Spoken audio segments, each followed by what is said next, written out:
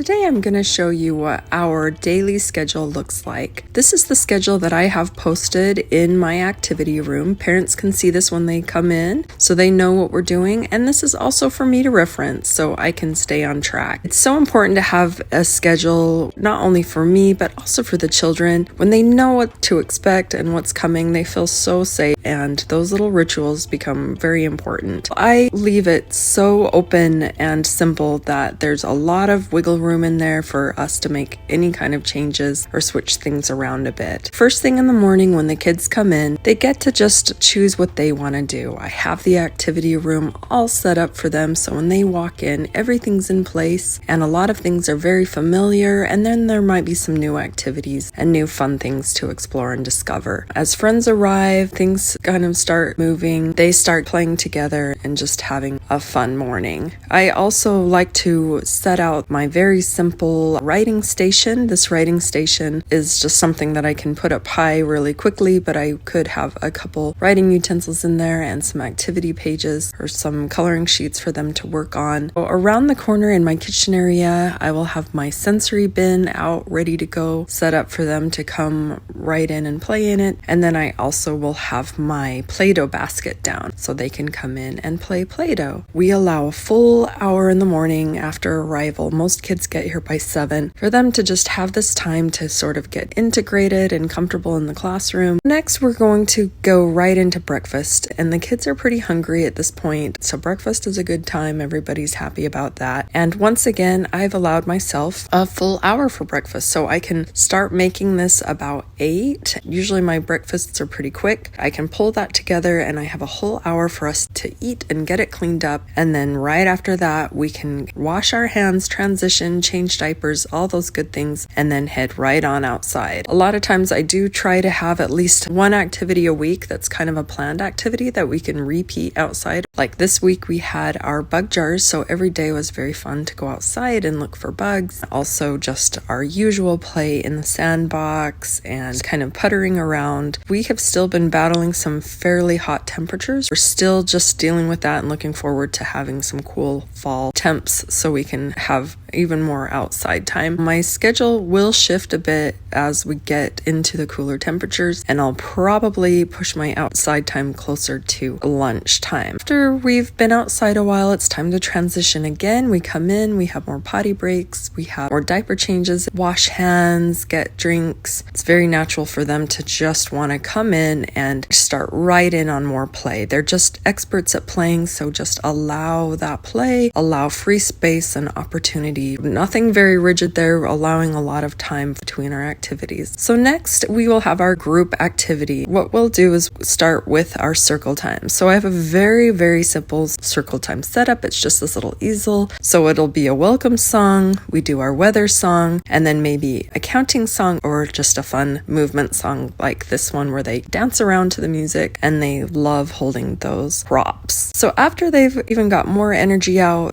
slowing down a bit, and this is a perfect time for our group activity. This could be a cooking thing or an art. For me, most often it is art. The children in my care always want to do something creative and fun with either painting or stickers. Every day try to have kind of something different for them to do. So keeping lots of colored paper on hand, keeping plenty of things that are simple and easy, markers and printouts and mini books that are related to your theme, and then also of course painting. So today we did some pretty mess-free art with the markers and then the mini books and the stickers, and it doesn't take long. Kids are pretty quick and we've cleaned up and they're going to once again fall into free play, but it's time to kind of pick up the room and get things ready for our music and movement. We really just want to make sure we've got all those wiggles out, all that energy out so that they're hungry, they eat, and then they have a good rest time. Getting them to kind of break from this play is not always that easy, but you find little windows, and they love music time, so they understand this. A lot of these age groups, you're not going to get them to clean and pick up on their own. You really need to just show them and be a model for the cleaning. So get in there and clean with the kids and make it something fun. Things get pretty dang messy. At this point, we've got stuff all over the floor. It's time to get it all cleared off so that we can have our free space for some movement. Getting them involved, make your life easy, have some containers for your toys, have a limited amount of toys toys out. Don't keep a whole ton of things, just the things that you know that are really going to be open-ended and engaging. We've got some helpers. They did a great job. Just make sure that they get the praise they need. That's just enough to keep them motivated and keep them going. 2-year-olds really, really love cleaning up. I mean, if you do it correctly, part of it is they just love doing things with you. Anything that would involve you that you can make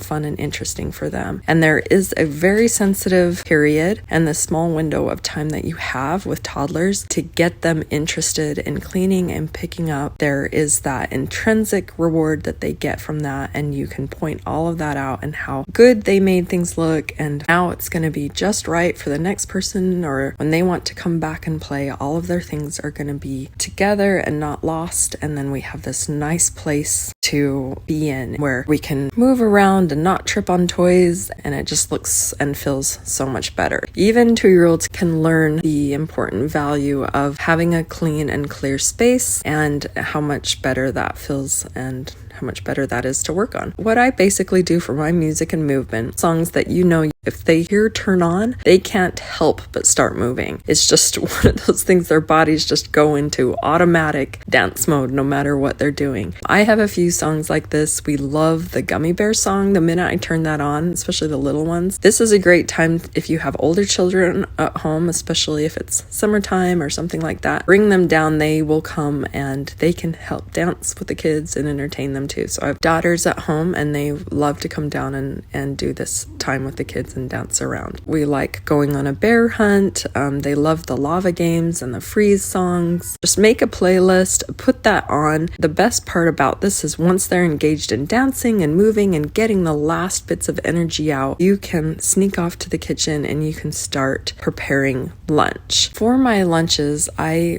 will go in just at about 11 o'clock or maybe just shy of 11, and I keep my lunches really down to something super easy to prepare, something that's only going to take 5 to 10 minutes. I have this window of time, they're in there dancing, and then sometimes I will have children come in and help. So I'm going to throw these tortillas down, I'm going to put them on broil so the cheese melts and we can have a nice little lunch. They can wash their hands and come in. They're hungry, they've been outside, they've had all this play and this movement, so they are ready for a good lunch. I do family style dining. If you're not familiar with this, I've got a few videos out for that, but basically the children get to serve themselves with these small utensils and pour their milk with a pitcher of milk. It does create quite a mess here, but this is part of it and it only takes a few minutes to clean up. I'm going to get to that. A lot of times I will have them put their dishes and things in a basin. That helps me to get them to the sink and get them in the dishwasher, and then we can start transitioning into rest time. So for rest time, I start closing the curtains, put on our sound maker, I put on a nice playlist, and these are all the cues for them as the lights dim, and after I get the cots out, I'll start on diapers, our potty times. They're tired, they're ready to lay down and have a nice rest.